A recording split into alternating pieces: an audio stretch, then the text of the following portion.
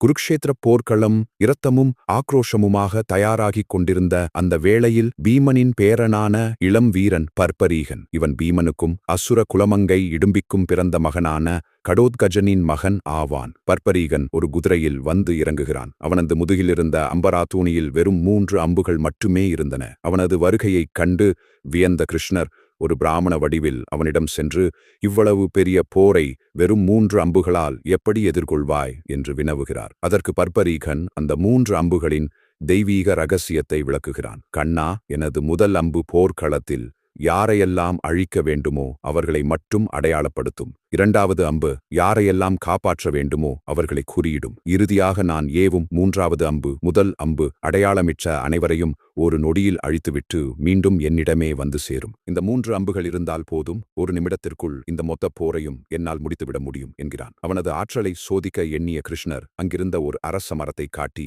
இந்த மரத்தின் ஒவ்வொரு இலையையும் உன்னால் துளைக்க முடியுமா என கேட்கிறார். பர்பரீகன் கண்களை மூடி தியானித்து ஒரு அம்பைச் செலுத்த அந்த அம்பு மின்னல் வேகத்தில் மரத்தின் ஒவ்வொரு இலையையும் துளைக்கத் தொடங்குகிறது. இதற்கிடையில் கிருஷ்ணர் ரகசியமாக ஒரு இலையை தனது பாதத்திற்கு அடியில் மறைத்து வைக்கிறார். ஆனால் அந்த அதிசய அம்பு மரத்தின் இலைகளை துளைத்துவிட்டு நேராக கிருஷ்ணரின் பாதத்தை சுற்றி சுற்றி வருகிறது. பர்பரீகன் மெல்லிய குரலில், மகாபிரபு, உங்கள் பாதத்தை எடுங்கள், இல்லையெனில் அடியில் இருக்கும் இலையை அடையாளப்படுத்த அம்பு உங்கள் பாதத்தை சிதைத்துவிடும் என்கிறான். அவனது நிகரற்ற வலிமையைக் கண்டு கிருஷ்ணர் திகைக்கிறார். ஆனால் அவனிடம் இருந்த ஒரு சபதம் கிருஷ்ணரை யோசிக்க வைத்தது. தோற்பவர்கள் பக்கம் நின்றே நான் போரிடுவேன் என்பதே அது. அவன் போர்க்களத்தில் நுழைந்தால் மாறி மாறி இரு தரப்பிலும் அழிவை ஏற்படுத்தி இறுதியில் யாரையுமே மிச்சம் வைக்க மாட்டான் என்பதை உணர்ந்த கிருஷ்ணர் தர்மத்தை காக்க அவனது தலையை தானமாக கேட்கிறார். தன் முன் நிற்பது பரம்பொருள் என்பதை உணர்ந்த பர்பரீகன் சற்றும் தயங்காமல் தன் சிரத்தை தானாகவே அறுத்து